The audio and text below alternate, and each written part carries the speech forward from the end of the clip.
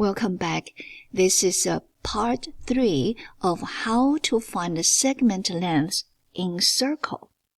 In the previous 2 videos, we learned how to find it when these 2 are chords, or these 2 are 2 secants.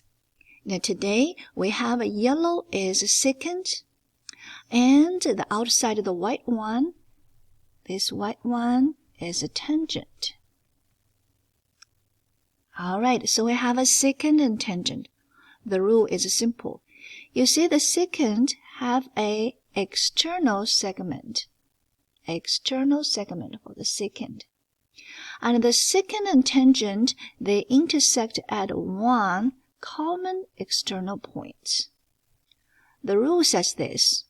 When I look at the secant, I'm going to use its external segment length times the full segment length, which equals tangent segment length squared. I'm going to take away this s. I will just say tangent length squared. That is a rule. Okay, so we're going to plug it in. External for question 1, external is 1, full length is 1 plus 3, that is 4, and tangent we don't know, x squared. So what is x squared equals 4? X is positive or negative 2. We're going to take the positive value, x is 2, all done for the first one. Would you like to try the second question all by yourself? If it's so, please pause the video, then come back, we can check the work together. Alright, we said as for this secant, we're going to use external times full length 5 plus x equals tangent.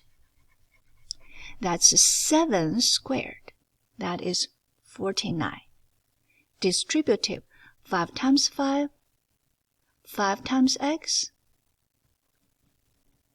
Subtract 25 each side. Divided by 5 each side. X is 24 over 5.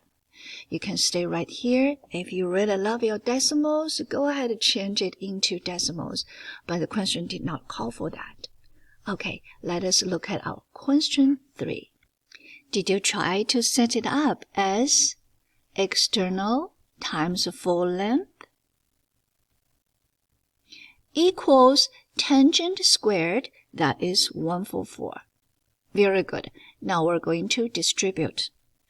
As you can see, you're going to get a quadratic, but this time it's not as hard as the other one. Actually, the other one is not difficult either.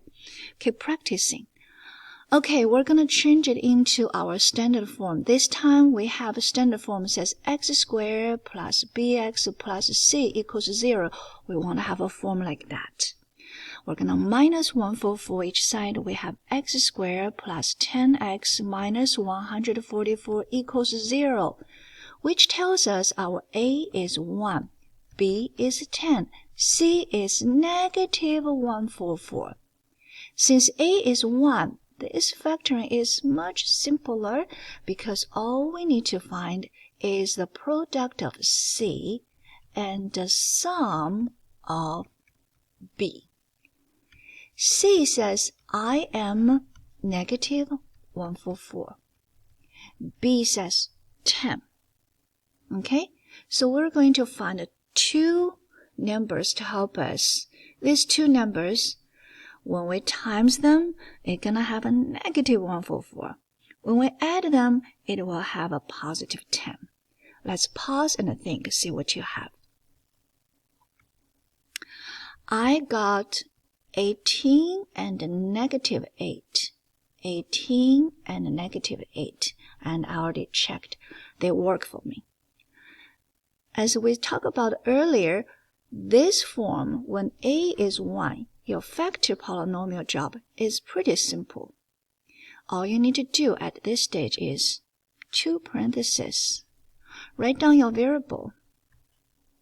And the numbers you found is positive 18 and put it in, and negative 8 put it in. And you just finished the factoring polynomial. And then back to here, remember earlier we talked about a zero product property. You have x plus 18 is 0, which gives you x is negative 18. You have x minus 8 is 0, which gives you x is 8. Remember, we're looking for length. It has to be the positive value. We take x equals 8. Now, we are done. Happy learning.